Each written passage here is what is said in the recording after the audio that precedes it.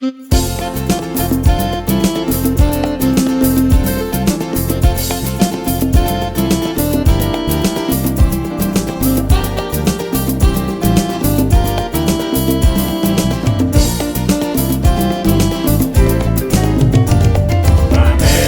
será para Cristo el único camino hacia Dios.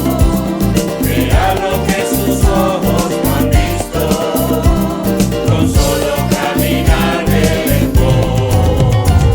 América será para el cielo que Jesús preparó, el día que tras rápido vuelo al lado de Jehová se sentó.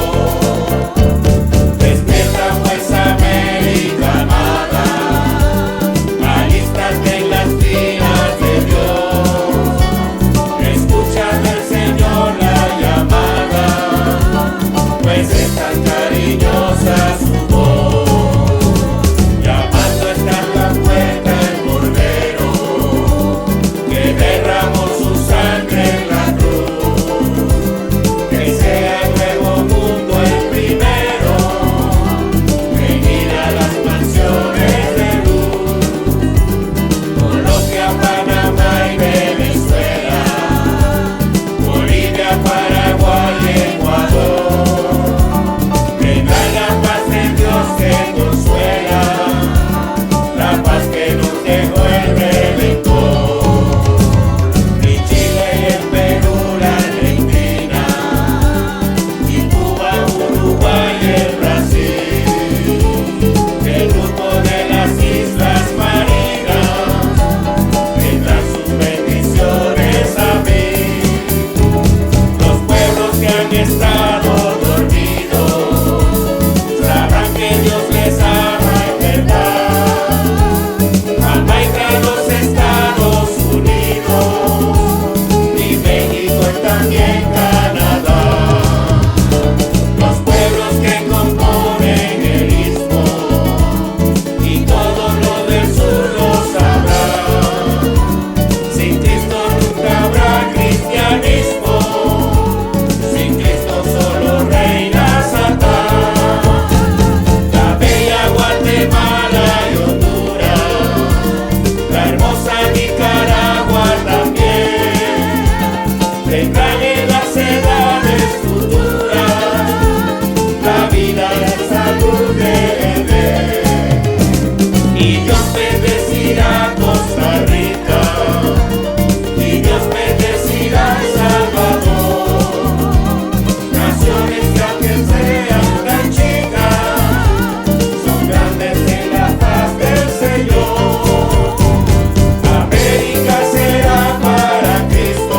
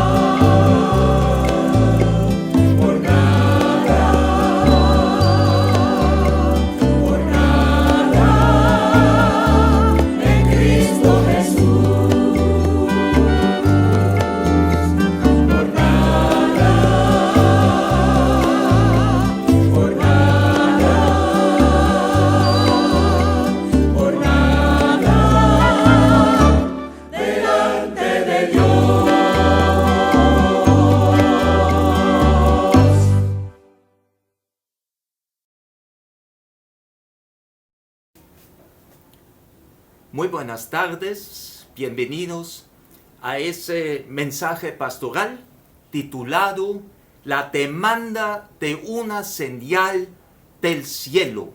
Y vamos a estudiar hoy en el Evangelio según San Marcos, en el capítulo 8, los versículos 10 al 21.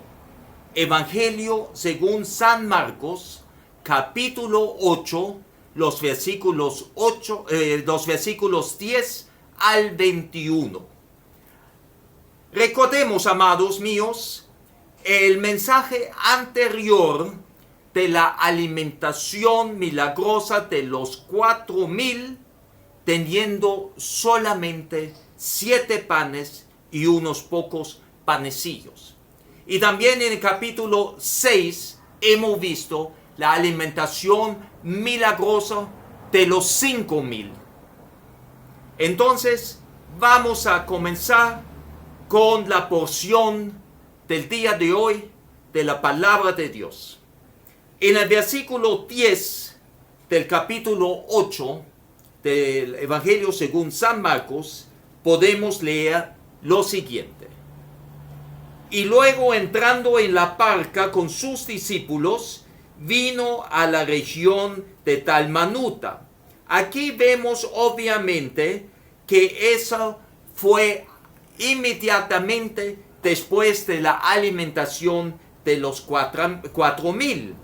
Y fíjense, hay algo interesante en esa región, referente a esa región de Dalmanuta.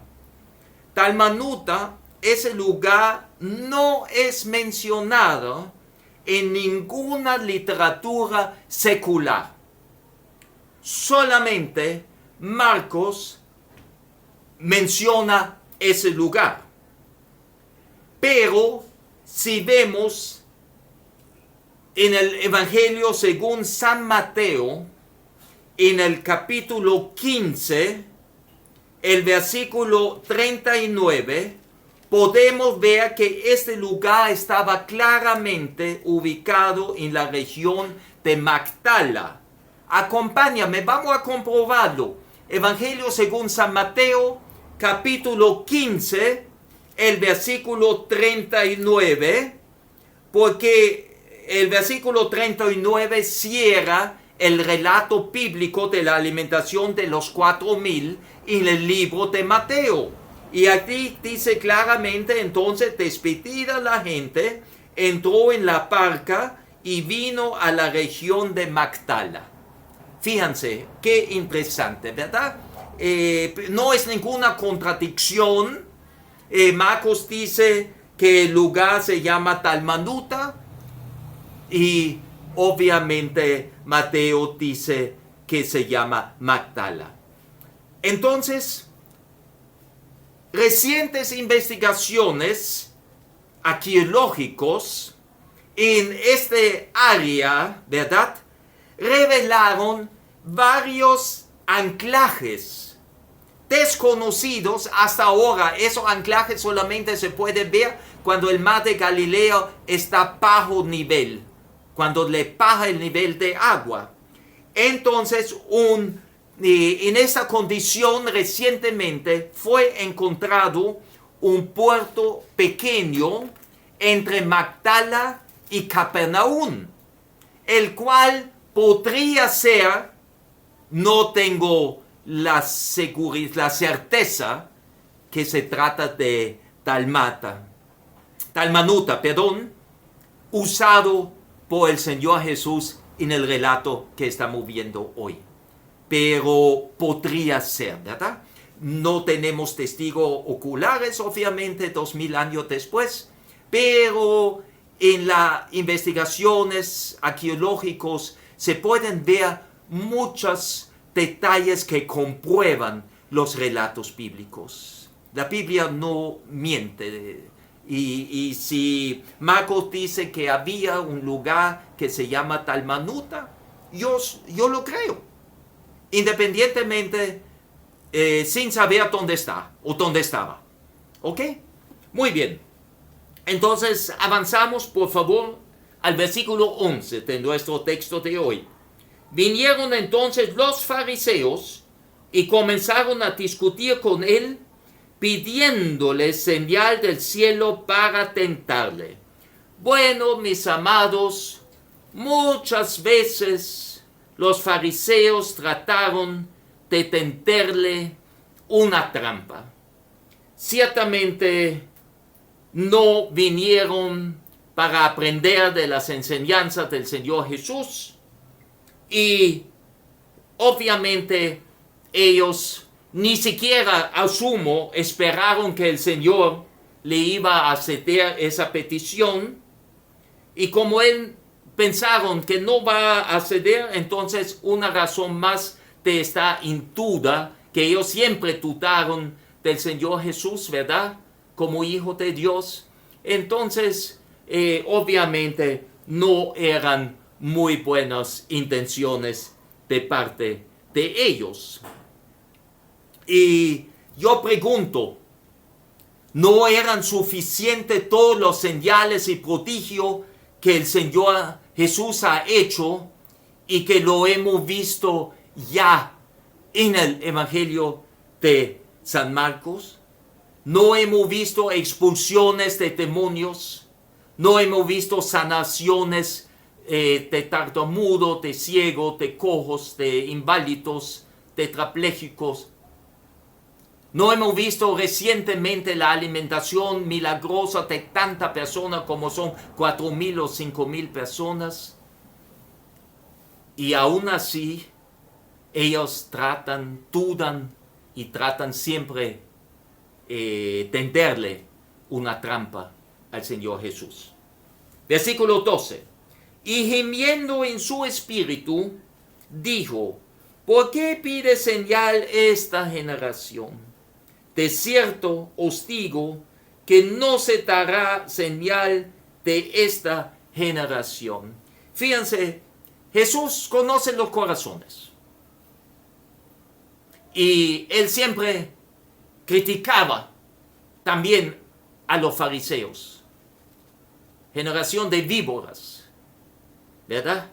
Y gimiendo en su espíritu, esa expresión nos lleva a ese profundo dolor del corazón de Cristo por esa incredulidad de los fariseos. Jesús siempre ha hecho todos los milagros, mis amados, los señales, los prodigios, de forma pública. Estaban muchos testigos siempre presentes. Y por eso había también siempre una gran cantidad de personas que le seguían, que querían escuchar la enseñanza del Maestro, por una parte, pero también teniendo la esperanza de ser beneficiado por un milagro, tal vez, del Señor. Aún solamente tocarle su manto, ¿verdad? Pero en este caso, esa incredulidad nos muestra también cómo los pecadores cierran a sí mismo, como los fariseos, los ojos a la luz y levantan una barrera contra las buenas nuevas, que es el evangelio de la salvación, el evangelio del reino de Dios, en sus puertas. Y por favor, acompáñenme al evangelio según San Juan, en el capítulo 1. El evangelista escribe y nos enseña lo siguiente. Libro de Juan, capítulo 1, versículo 9 al 12. Aquella luz verdadera que alumbra a todo hombre venía a este mundo. Acuérdense, Juan 3:16, de tal manera amó Dios al mundo que envió a su Hijo unigénito, para que todo que creen en Él no se pierdan, mas tengan vida eterna. Y asimismo, como la salvación viene para todos, Dios no hace excepción de persona, también esa luz que era el Señor Jesús vino para alumbrar a todo hombre. Venía efectivamente a este mundo porque Dios Hijo nació hombre con nombre Jesús, ¿verdad? Y fíjense, en el mundo estaba. Tenemos en la Biblia el relato que él vivió alrededor de 33 años en los últimos 3 años de su ministerio en ese mundo. Él en el mundo estaba y el mundo por él fue hecho. Acuérdense, versículo 3 del mismo capítulo de Juan. Todas las cosas por él fueron hechas y sin él nada de lo que ha sido hecho fue hecho. Pero fíjense, él era el agente activo de la creación del mundo. Por él todas las cosas fueron hechas. ¿Y qué pasó? Dice ahora el versículo 10 de Juan 1, pero el mundo no le conoció, su creación no le conoció. Versículo 11, a lo suyo vino. ¿Qué es lo suyo? La creación, todo lo que hay en el mundo, que vive en el mundo, y los suyos no le recibieron. Su pueblo elegido, lo suyo es el pueblo elegido, el pueblo de Israel. Ellos lo rechazaron, nunca se aceptaron como Salvador, como Mesías, y todavía están esperando al Mesías. Ahí pueden ver, pero la palabra de Dios en el Evangelio de Juan, en el versículo 12, también nos indica quiénes son hijos de Dios. Porque dice el versículo 12, mas todos los que le recibieron, a los que creen en su nombre, les dio potestad de ser hechos hijos de Dios. Quiere decir que al Señor Jesús hay que recibirlo como Salvador personal y Señor. Y crea en su nombre, crea en todo su ministerio, crea en todo lo que Él ha hecho durante esos 3 años de su ministerio terrenal. Muy bien, entonces seguimos con el Evangelio según San Marcos en el versículo 13. Y dejándolos, volvió a entrar en la barca y se fue a la otra ribera. Bueno, hermanos, definitivamente no accedió la petición del fariseo de una señal del cielo. Él conoció los corazones de ellos, dio la media vuelta, montó su barca y se fue a la otra ribera. Y posiblemente, si vemos el versículo 22 del mismo capítulo 8, podemos ver que se trata de Betsaida, a donde él se dirigió. Porque después de todo ese relato que vamos a ver hoy, y vamos a ver hoy, el próximo domingo vamos a ver en el versículo 22, vino luego a Betsaida y le trajeron un ciego y le rogaron que le tocase. Fíjense. Él se fue. Versículo 14. Habían olvidado de traer pan y no tenían sino un pan consigo en la barca. Fíjense, un pan. Pero vamos a recordar algo. En la alimentación de los 4,000, con los sobrantes, se llenaron 7 canastas. Y hemos dicho en la enseñanza de la semana pasada que estas canastas eran canastas grandes que usaron los gentiles para cargar mucho peso, mucha carga. Y fue una de las canastas donde Pablo fue bajado por el muro para salvarse, ¿verdad? Esos son canastas. Pero en la alimentación de los 5,000 hemos visto que se llenaron 12 cestas. Y esos cestas eran pequeños envases que los viajeros usaron para llevar una o dos comidas solamente a su viaje. Eran pequeños, ¿verdad?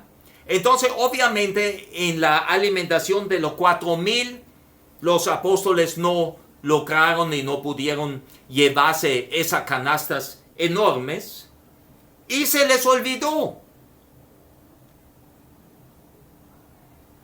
comprar pan, llevar pan de los sobrantes.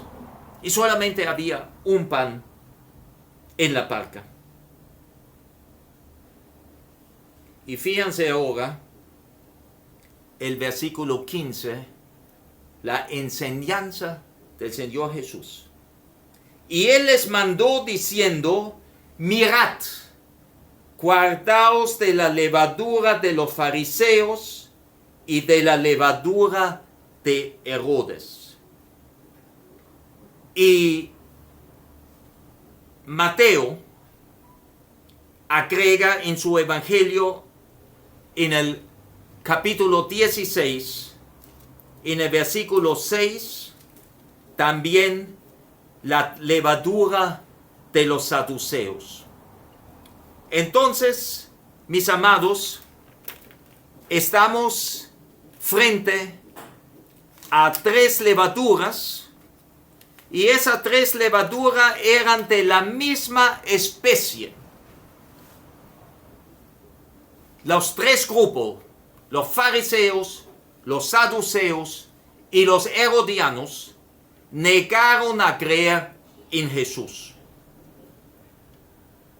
El grupo de los fariseos, aferrándose a sus tradiciones. Los saduceos, a sus razones, y los herodianos a las cosas del mundo.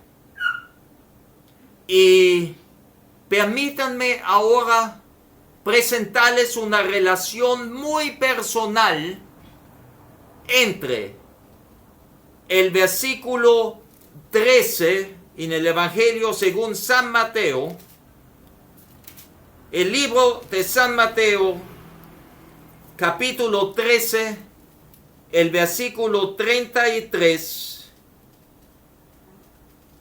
y el Señor, para que hablaba o enseñaba a sus discípulos por parábolas, y le explicaba a los discípulos las parábolas, para que los que no creían en él no entendiesen lo que él quería decir. Y fíjense que dice el versículo 33 del capítulo 13 de Mateo. Otra parábola les dijo: el reino de los cielos es semejante a la levadura que tomó una mujer y escondió en 3 medidas de harina hasta que todo fue leudado. Hermanos, ¿por qué escondió esa mujer 3 medidas de harina? Si la Biblia todo revela, Dios no esconde nada, se revela. Entonces eso no significa algo bueno, porque nada bueno está escondido. Todo está revelado en la Escritura de Dios. Pero yo quisiera, por favor, relacionar esas 3 medidas de harina escondidas con el versículo 8 en la carta del apóstol Pablo a los Colosenses, capítulo 2, versículo 8, donde podemos ver lo siguiente: mirad que nadie os engañe por medio de filosofías y huecas sutilezas, según las tradiciones de los hombres, conforme a los rudimentos del mundo y no según Cristo. Aquí hay 3 ejemplos por los cuales podríamos ser engañados. Y engañar quiere decir que no nos roben y que no nos deben robar. La salvación, ese regalo inmerecido de parte de Dios por medio del Cordero sin mancha que quita el pecado del mundo. Es una relación personal, pero me parece que va muy bien a lo que vemos hoy en el relato de Marcos. Y cuando esa advertencia que Jesús le dice a sus discípulos, guardaos, tengan cuidado de la levadura de los fariseos, de los saduceos, como dice Mateo, y los herodianos, que dicen los dos. Versículo 16. Y discutían entre sí diciendo, ¿es por qué no traemos pan? Fíjense, se formó el criterio en esa barca. Uno dijo al otro, por culpa tuya no tenemos pan. Y dice, no, tú tienes la culpa que llevamos nada más un solo pan. Echaron la culpa uno al otro. Ya me imagino esa discusión, ese criterio en la barca. Y fíjense que dice ahora, versículo 17 al 21.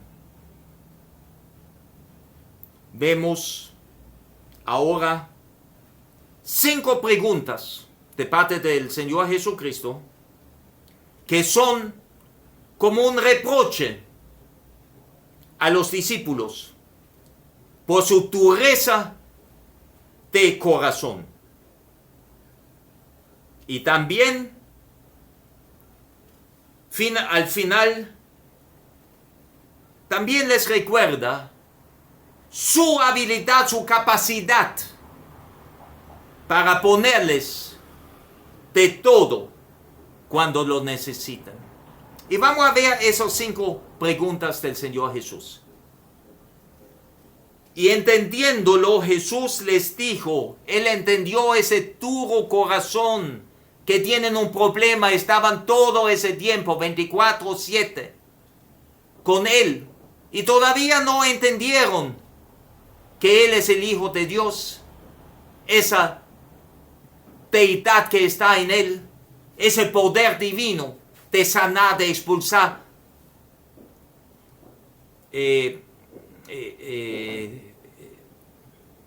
ángeles caídos que son los demonios, sanaciones y esa alimentación milagrosa, ¿verdad? No entendieron, todavía estaban ciegos. Y fíjense la primera pregunta. ¿Qué discutís? ¿Por qué no tenéis pan? ¿No entendéis ni comprendéis? ¿Aún tenéis endurecido vuestro corazón? ¿No han visto todo que yo hago, lo que he hecho y ustedes estaban conmigo día y noche? Versículo 18. Teniendo ojos y no veis, y teniendo oídos no oís, y no recordáis. Eran testigos de todo lo que hizo Jesús. Esos milagros. Tremendo, ¿verdad? Versículo 19. Y les hace recordar concretamente, cuando partí los 5 panes entre 5,000, ¿cuántas cestas llenas de los pedazos recogisteis? Y ellos le dijeron 12. Eran esas cestas pequeñas para los viajeros, para llevar alimentación, ¿verdad? Y 12 cestas. una cesta para cada discípulo. Lo tenían en la barca cuando volvieron al otro lado. Solamente Jesús no se llevó una cesta. ¿Y por qué? ¿Han pensado por qué Jesús no llevó una 13ª cesta para él? No. Él iba a enseñar a sus discípulos, cuando él tiene hambre o alguien tiene hambre, entonces se debe compartir. Se debe compartir lo que tú tienes por amor al prójimo. Como Dios es amor y Él nos amó primero, también nosotros tenemos que amar al prójimo y obviamente a Dios. ¿Y qué dice? El que me ama, obedece mis mandamientos. Versículo 20. Y cuando los 7 panes entre 4,000, ¿cuántas canastas llenas de los pedazos recogisteis? Ellos le dijeron 7. Recordemos, esta canasta eran tan grande que cabía una persona adentro, como en el caso del apóstol Pablo. Versículo 21. Y les dijo, ¿cómo aún no entendéis? ¿Qué más debo hacer para que ustedes comprendan qué torpes son, qué duro es su corazón? Ustedes fueron testigos, han visto, han escuchado, han participado y todavía nada de nada.